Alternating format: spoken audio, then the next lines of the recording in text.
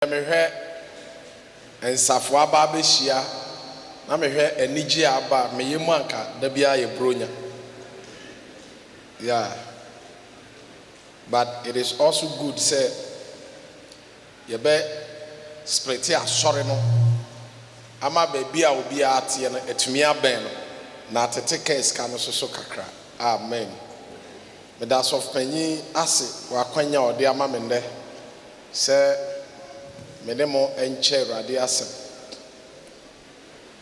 Today I'm not in my element. Nti yɛhwɛ deɛ Nyame de bɛyɛ kakra. I'm really tired. My brɛ paa. Na yɛgye Nyame adi sɛ Nyame bɛfa yɛn so akasa. Amen. Sɛ odo Bible baeɛ a bachɔ yɛmbie na yanko Hebrews chapter 13. Hebrew for woman. Tie ye dumiensa. Enchiche mu 9 nko a.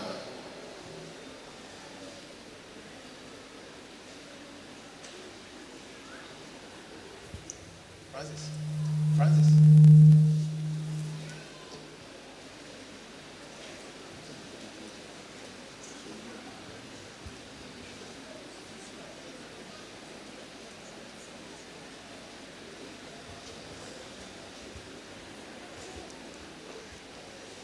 Hebrews chapter 13, the verse 4. Marriage should be honored by all, and the married bed kept pure. For God will judge the adulterer and all the sexual immoral. Amen. For God will judge the adulterer and the sexual immoral. But you'll be ochina on Kaimai. Hebrew form, it's red dumian, Sanchichimoya Nino. Or see one our dear knee. I didn't know no one go our dear Empire Huffy. If we say, in your man for our reserve 4 year, when Yanko Pompe won't attain. Amen. Amen. Manti manta bosomi a yɛde asi hɔ a yɛkasa fa awareɛ ho na ɛnyɛ nwanwa sɛ yɛkasa fa awareɛ ho nso Awurade adom yɛn awareɛ enti yɛgyina so ne yɛama owura ne owura yere Adagra Junior Akwaba mo anje me so show when you said the IS3 walk of heaven aba. Hello. Adi eda fauntinim. Oh yes. Ye bom paye se Awurade be ya adom. Wona edru aware mfie so no. Awurade be bie kwan because what Nyame ni so no aware yade a eso nani na sombo enti Nyame pe one nipa nkita hodie ope bibidi atoto ho no wanya bibia amfa nyamfato se awade. That is why esese aware ye ade a me ne umienu ye taking it so serious ye ma ye ni bre na yɛbɔ ho mmɔden sɛ yɛbɛdi mu dwuma pa na yɛntena awareɛ mu yɛnyɛ awareɛ basabasa yɛnyɛ ne biara na yɛkɔm a te sɛ deɛ yɛgye awareɛ a yɛyɛ no a yɛde anigyene ne suahunu papa de akɔ awareɛ mu. Amen. Bosome say yɛhwɛ Assemblies of God Nyame nam yɛmpani foso ma susun konkron din wɔn kan na ɔde nkasa ho bɛto wɔ sɛ afi mu nyinaa no deɛ yɛnkasa ho ne sɛ yɛne sunsun konkron enya ayɔnkofa ana ayɔnkofa a efiri sunsun konkron ɛno nti yɛabɛkyerɛm aba abɛte aseɛ sɛ yɛka sɛ fellowship of the Holy Spirit na deɛ yɛpa kyɛn sɛ me as ankrankrɛ also as ankrankrɛ one sunsun konkrɔ na di kan nya ayɔnkofa atre ama fakuo bi sei me ma gye Christ adi also agye Christ adi no wabɛkan yabom no wayɛ yɛn ekuo baako ɛde ama ne ho enti saa ayɔnkofa wei ɛyɛ sunsun konkrɔ na wakreti ɔde abɛbɔ ade te sɛ deɛ mfantefoɔ ɛka no no ɛnya ayɔnkofa a ɛfiri nipa bia ɛnya ayɔnkofa a ɛnyɛ sɔfo na yɛi ɛnya ayɔnkofa a ɛnyɛ asɔre panyin na yɛi ɛnya ayɔnkofa a ɛyɛ asɔre man na yɛi na mmom ɛyɛ ayɔnkofa a ɛyɛ sunsun konkrɔ nankasa ɔno na wɔyɛi nti ɔfaa me sɛ ankorankorɛ na ɔfaa wo sɛ ankorankorɛ no ɛne wakan yabom ɛne yɛwɔ saa ayɔnkofa no ɛwɔ ne mu na yɛfiri aseɛ wɔ afi mu sɛ bosome bia yɛwɔ kasa a yɛbɛkasa enti yɛakeka na the month a ɛyɛ March yi yɛde asi yɛn ni so sɛ yɛkasa fa fellowship of the Holy Spirit to understanding God's purpose of marriage yɛne sunsun konkrɔ no enya ayɔnkofa na me yaba bɛte nyankopɔn ne botaeɛ a ɛwɔ awareɛ ho adɔfo me nyina ha na menka sɛdeɛ nipa biara di dwuma a ɔwɔ botaeɛ no saa na Awurade nyankopɔn so odi ne dwuma biara a ɔwɔ botaeɛ nyame ɔnyɛ biribiara in a vacuum ɔnyɛ biribiara kwa ɔyɛ biribiara a ɔbotaeɛ bi nti a ɔde yɛ saa nti ɔyɛ awareɛ no ɔwɔ botaeɛ a ɔde yɛ awareɛ enti yɛfiri aseɛ sɛ yɛhwɛ nyame botaeɛ a ɔde yɛ awareɛ no yɛbɛhu sɛ nyame bɛyɛ awareɛ sɛ awareɛ nda a ɔno ne suadi the very nature of God enti yɛbɛhu Paul a ɔtwerɛ fa awareɛ ho Ephesians na Paul nam awareɛ so ɛma yaba bɛhu nyame ne su sɛdeɛ ɛteɛ enti yɛbɛte aseɛ sɛ yɛware a na yawareɛ no so obi gyina nkyɛn a ɔsɛ ɔnam yawareɛ no so na ɔhu nyame su adi enti yɛbɛbisa yɛ ho sɛ wawareɛ no a ɔware no so obi gyina nkyɛn a ɔhu nyame su ana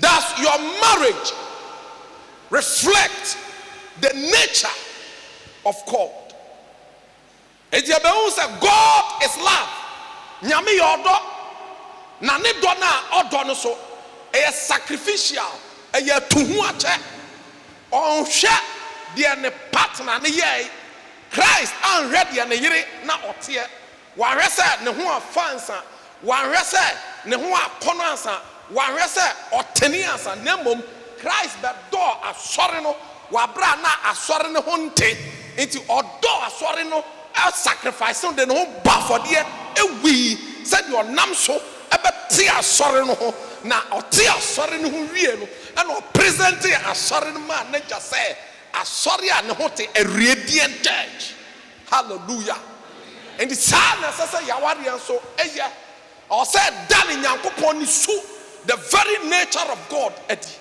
nti sɛ wote hɔ na woware na wawareɛ no ɛnda nyamesu adi a na wode question mark adi si wawareɛ ho yɛba bɛhu sɛ Kristo ni su baako yɛ ahobraseɛ su nti ɔsɛ yɛte awadeɛ mu a yɛdan ahobraseɛ adi sɛ yɛanda ahobraseɛ adi wɔ awareɛ mu a na yɛndan Kristo su ɛwɔ awareɛ mu nti na atwa sɛ obi biara ɛbɛnya ahobraseɛ esu yɛabobɔ nneɛma pii so na nna so yɛhwɛ botaeɛ baako a nyame de ba aware a ɛsɛ sɛ menu mienu yɛhwɛ na yɛyɛ ne saa passage a yɛkenkan yɛi ɛyɛ Hebrew fɔn nwoma no kɛkɛ eti du mmiɛnsa ne nkyekyɛmu anan na wɔyɛ nwoma baako a ɛkyinyɛ be kakra ɛwɔ ho ɛfa nea ɔtwerɛ ebi susu sɛ Paul ɛna twerɛe, ebi mpo sɛ Apollos ɛna twerɛe. Enti bɛsi nnɛ no Bible adesuafoɔ nhyɛ dansi so pii pɔtee sɛ ɔsomasi anaa wɔn kɔɔ bɛnkurom te sɛ deɛ yɛhu sɛ Peter deɛ bɛnkurom kuro bi wɔ hɔ sɛ Peter na twerɛe, yɛhu Paul ne letter sɛ Paul ɛna twerɛe. Na personally me gidi sɛ ɛbɛyɛ an apostle anaasɛ a disciple of an apostle ɛna twerɛ saa krataa. Ɛsan sɛ yɛka non-Bible no yɛkeka Bible na bom no, one of the qualification a yɛde bɛfa nwoma bi saa bra na mo twerɛtwerɛ nkrataa bebree ɛde ma nsɔre no, na baako a qualification baako a ɛwɔ ho no sɛ ɛsɛ sɛ nipa na ɔtwerɛ krataa no ɔyɛ apostle anaasɛ a disciple of an apostle. Enti once a yɛagye atom sɛ ɛyɛ part of the Bible no, mimi gyidie ne sɛ ɛyɛ apostle anaasɛ obi a ɔsom apostle ɛna twerɛ sɛ nyɛ saa ɛnka yɛ canon Bible no ɛnka yɛ ngye ntum ɛmfa nka ho. Na deɛ ɔtwerɛ Hebrew nwoma yi ɔkyerɛkyerɛ yɛ nneɛma pii. Na chapter 13 no aba abɛyɛ the conclusion ɛwɔ nsɛm a ɔka yɛ nyinaa ho. Na wɔ chapter 13 ɔde afutuo ahodoɔ ɛtoto hɔ, kwan a yɛfa so a yɛnodɔ yɛn ho ɛne kwan a yɛnkakae wɔn a ɛda afiase saa bere no na Kristo som baayɛ ebinom gyidie nti na yɛakyekye wɔn agu afiase, na asɔre ne de to wɔn ho sɛ so obi biara a yɛakye na to afiase no ɔyɛ part of the church. Nti church no they never rejected and neglected those who have been imprisoned. Nti wɔn a yɛakye wɔn agu afiase no ɔmo ampo wɔn, ɔmo anyi wɔn ama, na abere bi ɔmo hwɛ sɛ ɔmo ɛka wɔn ne wɔn ɛyɛ baako. Nti ehia deɛ ne nneɛma bi ɛsɛ sɛ ɔmo fa so ɛde boa wɔn no ɔmo boae. Nti the author of Hebrew no ɛtwe enuanom na adɔfo no nyinaa adwene bɛsi so sɛ mɛma wɔn wura mfi saafoɔ no nyinaa, na ɔbɛduru verse 4 no ɛna ɔbɛkasa fa awareɛ ho ɛne sɛdeɛ ɛsɛ sɛ ɛkristofoɔ a yɛgye Kristo Yesu adi no yɛsɛ sɛ yɛhu awareɛ ɛne sɛdeɛ ɛsɛ sɛ yɛyɛ awareɛ. Adɔfo nom ɛkristofoɔ awareɛ ɛyɛ soronko firi awareɛ foforɔ biara mu. Ɛkristofoɔ awareɛ ɛyɛ soronko ɛwɔ wiasefoɔ awareɛ mu. Ɛkristofoɔ awareɛ ɛyɛ soronko ɛfiri nkramofoɔ awareɛ mu. Ɛkristofoɔ awareɛ ɛyɛ soronko ɛwɔ traditional marriage mu. It is yɛfa awareɛ biara de atoto ɛkristofoɔ awareɛ ho a ɛsɛ sɛ ɛkristofoɔ awareɛ ɛyɛ very exceptional. Ɛsɛ sɛ ɛyɛ soronko koraa. Ɛni sɛ yawadeɛ ɛne wɔn awadeɛ mpo ɛyɛ pɛ. Ɛni sɛ yawadeɛ ɛne wɔn awadeɛ yɛ they should learn from our marriage. Ɛsɛ sɛ ɔmo sua efiri yɛn yaware sɛm ho na ɔmo hyɛ yɛn yawareɛ so na ɔmo so de ware ɔmo awareɛ. Na it's unfortunate sɛ ɛkame a yɛsɛ yɛn nna yi mu no yɛyɛ atoto awareɛ ase a ɛma ɛyɛ ama sɛ wohwɛ wiasefoɔ binom mpawareɛ a na ɛyɛ ayɛ fɛ, ɛyɛ ayɛ dɛ, ɛyɛ asani epas ne kristofoɔ no binom. The reason is sɛ the very purpose a nyame de ba awareɛ ɛne kwan a nyame hwehwɛ sɛ yɛnyɛ a yɛyɛ ne mma no yɛbɛyɛ awareɛ no yɛyɛ yie si nkyɛn ɛne yɛde wiasesam yɛde yɛn yɛhonim yɛde yɛn yɛnte aseɛ ɛne yɛn yɛte nkamu adeɛ ɛde yɛ awareɛ yi. Santi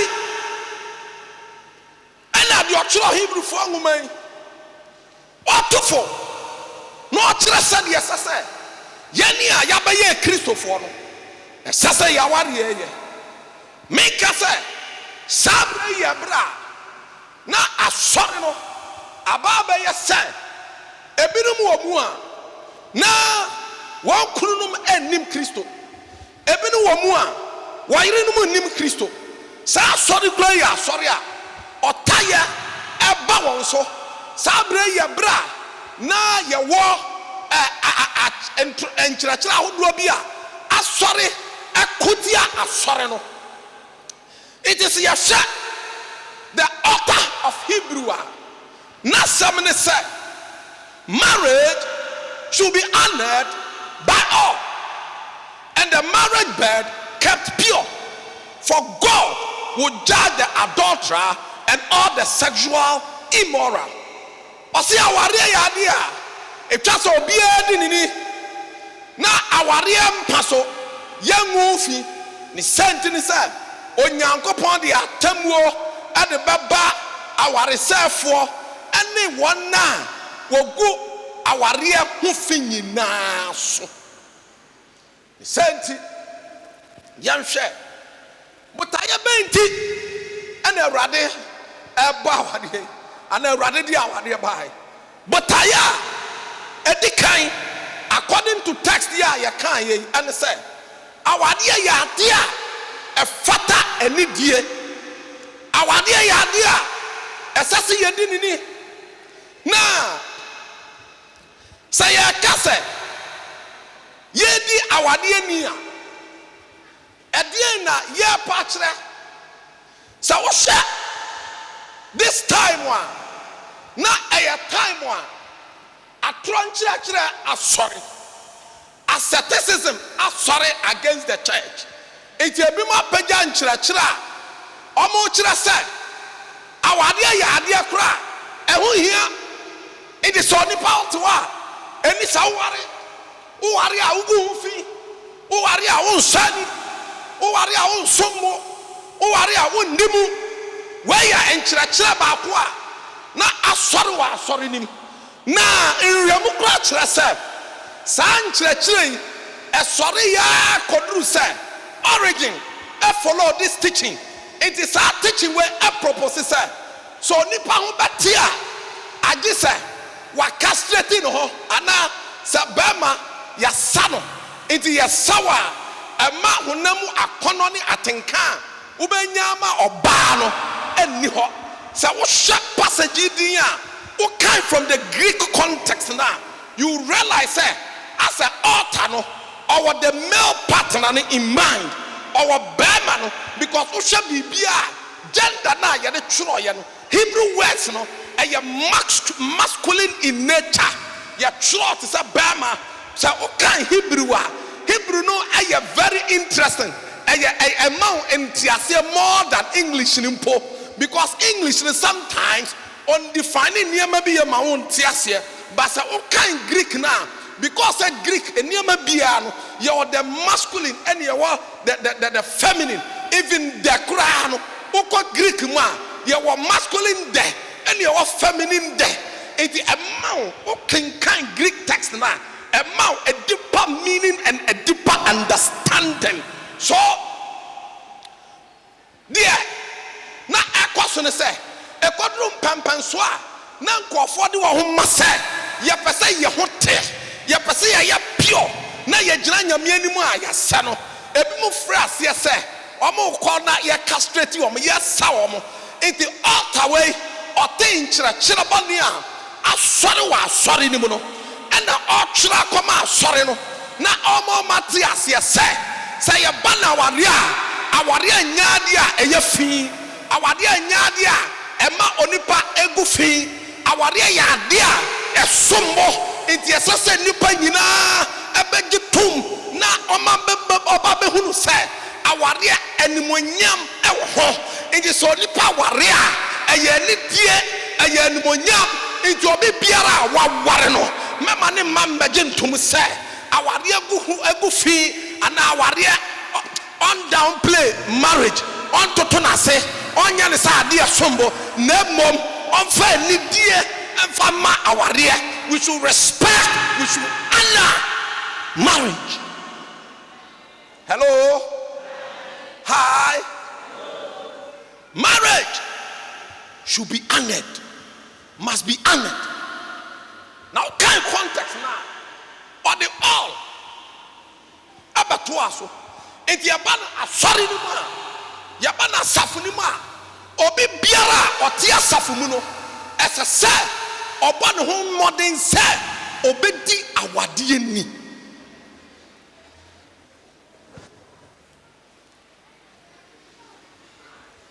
say a true Hebrew si koma a Christopher. Now also just say in the church. Sawa wario. Sawa wario. Aya wasadia. Sawa bedia warieni. Obema waria aye sadia sasa eye. Onto to awaria se. Onfanke kanyanke kan waria. Ummu awaria nimtia. Na mo ba so awaria mu se eye ade a esombo. Amen. On the other side of the coin, in the church, maybe we downplay the sexual union between a man and a woman. And person kita hundie, any agudia, eda obama, and then the yere intemuno. It's a bit more hard. Now one hour idea. Nanso, once you want you to match it. Any a drama muff water. Once you are moving in machi, a far for fro. It is right and not some side. Obi biara, obe ware. Now when dia warieni, now one man metias say, a ban obama and oba and pasun kita hudia, and that aware from quantum into obi biara on wariano on count on your beer. Or sefata onyobia or qualify sa obedi mpaswa gro into alternate say obiara onware ye na say obe engage in any form of sexual activity we go aware hu fi when dia aware ni say dia nyame ba aware say ye no nipa na nhwe enni so sa so na so obi so ho no so aware no funny ireti or funny kuneti akofa bema ana oba fofra onu so endi awade ani wagu awade hu fi awade ya ade a esombo enti esese obi biara edi ani dia ese ade ma awade no enti otana samne se ban sex is for only married couples.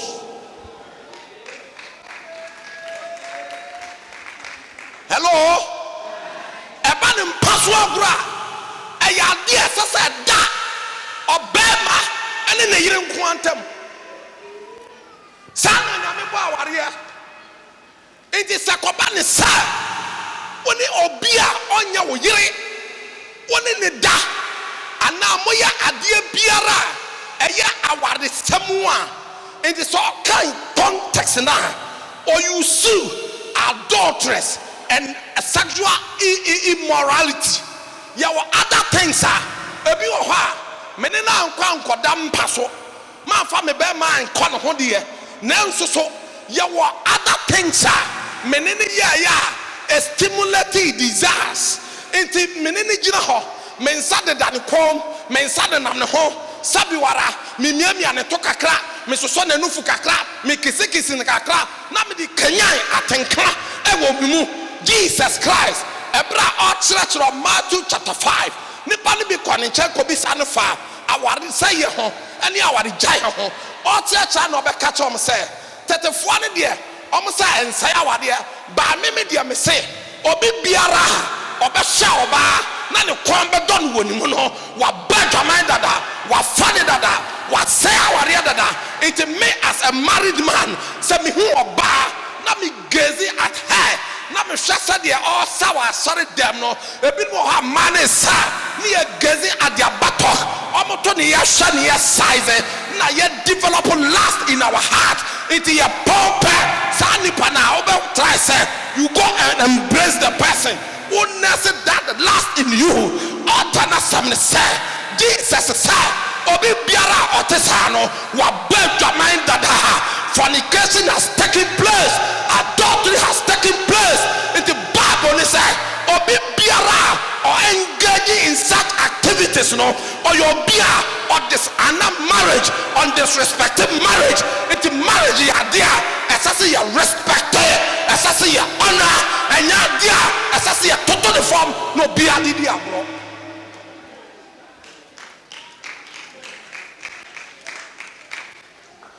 But in our time and day, a ya baba ya norm, sex a ya grow. is for fun. Let me tell you, sex is never for fun.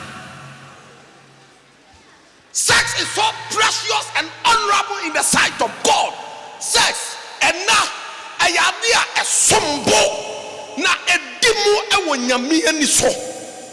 Eti nyame aye sex say me no mienu yewura marriage contract and a marriage covenant ni mu no yewura aware apam mu a ade a ye de so apam na no na yehu say apam na adimu and sex. So sex is the last thing in the marriage covenant to seal it.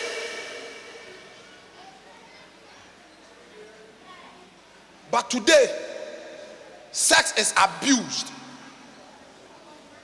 Oya warini no no oba foforo oda wa akire. Onware no wampre onene da. Omo da sori da bia. Oya Christian bibia anka no, bibia antwe no. Onte ni musa dia me ye me de ona adea nyame de ababo se eya aware. Whoever engages in any form of sexual activity na nipa ne nya wo yire onya wo kura Bible ne say what dishonor marriage we gu aware hu fi. So the question is, who di aware ni ana wo gu hu fi? Emema wo dem ha ye di aware ni ana ye gu aware hu fi. Emema wo dem ha ye di aware ni ana ye gu aware hu fi. Unim sa wo partner bi wo ho onfra ne nkowie wo mpam ba fra no abisa no wada dabi oda yaya no wabutu me da yaya waba wo na ma na waka abo ho. Hello waba wo na ma na waka abo ho. Hey o night na transparent ana say a long and a short. I wish. You wish what? What do you wish for? A sexual immorality. Nansemo, I took time. Guys, we am so for phone mama radio no ma shada no ma gallery straight. Uba kwa pornographic materials ya downloadi. They are in the church every day watching pornography, stimulating themselves. Every go to the stand, near the shop, near the robbery home, near ejaculate. Bible say, whoever you are, where you are, you are Christopher. Migini say Christopher near Treasure. So ye Christoni na se na utia menia ti asama nyame asama mawi o say awade ya dia e twasa onipa biara ediruni.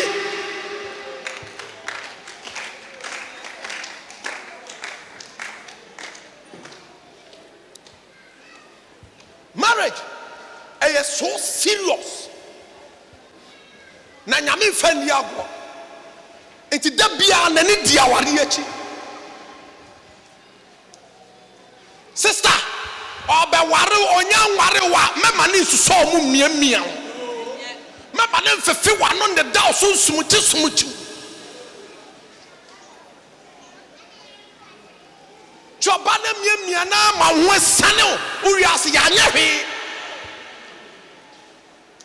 Should I say sexual immorality?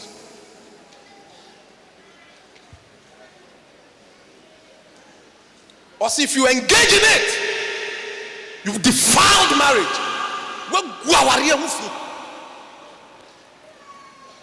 Therefore, it behoves on every person to keep himself, to keep his body pure by refraining from all sexual activities. Senti ejina nkura bia so obetwe no ho ɛde afiri adeɛ biara ɛyɛ enamusɛm ɛne deɛ kanyare atenka sa ukɔ apam dada mu a nyame asɛm sɛ Deuteronomy chapter 22 verse 22 ɔse sɛ obi akɔkɔfa ne nyɔnko yere a monsilaboɔ na monkono ne sɛnti ne sɛ ɔde fii ɛde aka ɔman no. It in those days obi biara na or engage in adultery na was you kum because what you fee at the account man obi biara or engage in adultery at the fee at the museo at the ball man so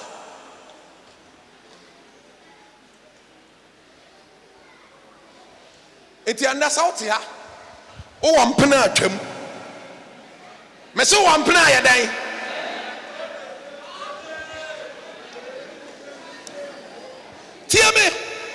Tie me.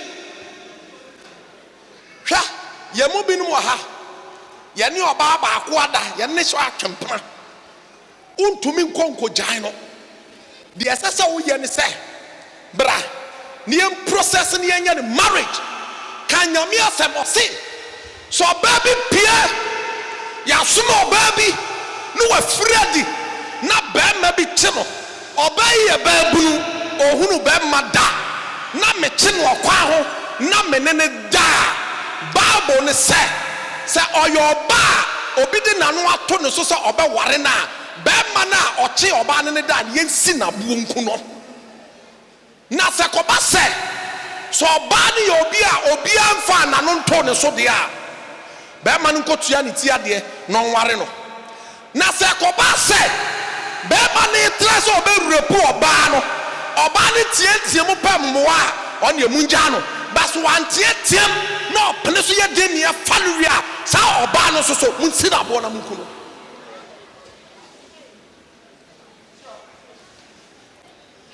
ɛna yɛ de sex ayɛ te sɛ agodie ɛna ɔbɛtwam school da ho na ɔbi fa obi utwam ɔka kwam na ɔbi fa obi ɛyi ase a yɛbɔ asipa kunku wobɛ sɛ ɔmo taa sɛ ɔmo sa na ɔbi fa obi yɛadane ayɛ sɛ Sodom ne Gomorrah ɛna Adam ha obi anka. But let me tell you, it's a warning to the church. Nyame asam ne sai moba yɛ nsuo nyame ma mo ma yɛmfa sex engu aware ho fi.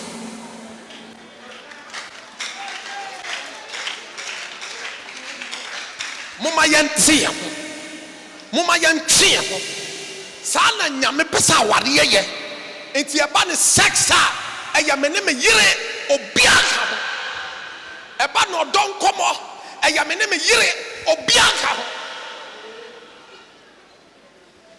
deɛ nti a wokan feda ɔse ne sɛnti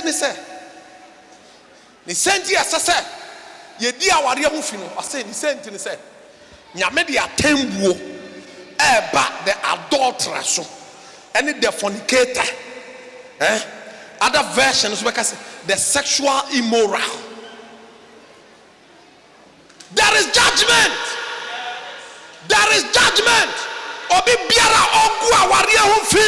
I am here to announce to you today that there is an awaiting judgment. There is an impending judgment. God says, I should warn you, his judgment is coming soon to the sexual immoral. And in Jesus best money. Na kan Bible na or see a kro nechi no e ho na awaresefo edwamamafo ensambofo edutofo abayigurufo anefofo ni nyina e ho na omugu men the civil ho me kwa assemblies ne dia wokọ men the civil ho me kwa Pentecost ne dia wokọ bi ani men the civil ho me yasofo ne dia me obi ani men the civil ho me a chorister dia wo ya but Jesus said ebra bi ba obetena na hennie mu aka kire binim se mo firi me so mo a mo ye de entene enuanum ne adofo no atembo bi wo ho ba for the adulterer ne obi a waware ana se nipa mienu a ɔmo yɛ ɛnam adeɛ na emu baako mpa aware no ɛyɛ adultery. Yɛka sɛ obi yɛ fornicator ne obi a ɔnware. Yɛmia ne yɛnware ne yɛsi akapuma kedim. Yɛyɛ fornicators. Nti Bible ne sɛ nyame de atemmuo ade basa afɔ no so. The same sɛ wɔn egu awareɛ ho fi. Deɛ nyame botaeɛ a ɔde bɔ awareɛ no wɔn na toto n'ase wɔanhwɛ ma saa amam. So there comes a judgment. Woka so ayɛ ho afa ho adi. Bebre na di severe ho. Oh, me yɛ ɛkyena megyae. One day I was talking to one man. Ɔyɛ asɔre bi. Or one of our branch churches. Me who no kwa back me no friends, young man. The way you are living your life, no, it's not right. Oh, suffer my branch lady, also branch lady who siswa, or so to me, you drew baby away. When I catch it all, sex on nyame born say, enka aji owuo, senyo wu anka wo lifetime nyina, woni oba ba ko pe, woni bema ba ko pe. Ya yamu bi yadi esim kwaku ba ono beda kwadwo ba ono beda kwame ba ono beda we ya ba obi ano beda biso to wa ebinom asori nim. They come to live in the church omobo taya ne say oba biara wasisu wa asori bi omni ombeda. There comes a judgment. God is going to judge you while you've chosen to defile our area. No one defiling the ma obi omo si asori nim. Mama yen sachra yadwen yen twi yen ho free sexual immorality ho because atemwo e wo ho ma ho when nyame botaya ode ba aware. I pray say yen nyina beti nyame adwen po yase na ma yetumi atena se na asori mu ate. There was one man in those days yesuma nsan konkoto to a Christopher no ko nem no hwe. So benya bone bi de etia ma ne yegina so persecute omo okwa no san call amrado no nche no ka he se maya manhu bibi enti omo se ba no ade a eye sexual immorality manya bi eba no covetousness eni bre eni sika ni bre ne ade manya bi enti bibi ni ho a ye ka se san kofo yegina so bua won fa ye benya bi but not the church today. Not the church today. But it's sure who will be a year baby is in the church. You can find some in the church. Are we church? Yeah, sorry.